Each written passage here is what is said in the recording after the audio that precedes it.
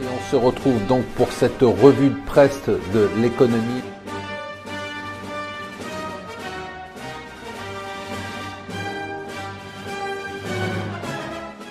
Bonjour et bienvenue sur Mon Financier pour la revue de presse de l'Écho. Nous sommes le mardi 19 décembre. Le Nasdaq hier presque 7000 points, encore un nouveau record des indices boursiers américains.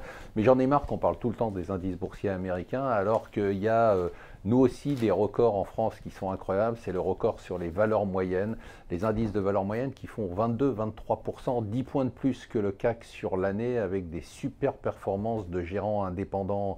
Des gérants indépendants, des belles entreprises, des belles success stories qui aujourd'hui fonctionnent très bien, affichent des performances incroyables, collectent énormément d'argent, ils sont parmi les meilleurs au niveau européen, c'est quand même formidable. Alors pourquoi cet engouement pour les valeurs moyennes? D'abord parce qu'elles sont souvent très bien gérées, parce qu'elles ont un potentiel de croissance énorme, parce qu'il y a beaucoup d'opérations de fusion et d'acquisition, et bien tout ça fait, et en plus, comme on a souvent des managements qui sont familiaux ou appliqués, eh bien les intérêts sont alignés sur ceux des actionnaires individuels. Donc c'est assez formidable ce qui se passe en ce moment là-dessus. Je vous conseille de regarder ça de près. Voilà, c'est autour d'IKEA. Bruxelles essaye de trouver la notice pour démonter leur construction d'évasion fiscale ou en tout cas d'avantages fiscaux notamment donnés par les Pays-Bas. Alors Trump a totalement viré sa cutie. Vous vous rappelez qu'il était très pote avec le président chinois.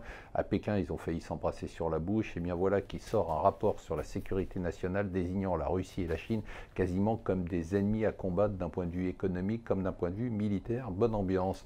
On parle tous les jours de réduction du nombre de fonctionnaires. En fait, ils ne font qu'augmenter, encore 30 000 fonctionnaires de plus. On est à plus de 5,8 millions et ça ne tient pas compte des emplois aidés. C'est vraiment un cauchemar ce truc-là. Et enfin, aujourd'hui, le Parisien vous fait un petit tableau comparatif des frais de banque. Vous verrez, toutes les banques ne vous font pas payer pareil. Il serait temps que vous vous réveilliez et que vous alliez dans une banque qui ne vous fait pas payer des frais exorbitants. Voilà, je vous souhaite une excellente journée.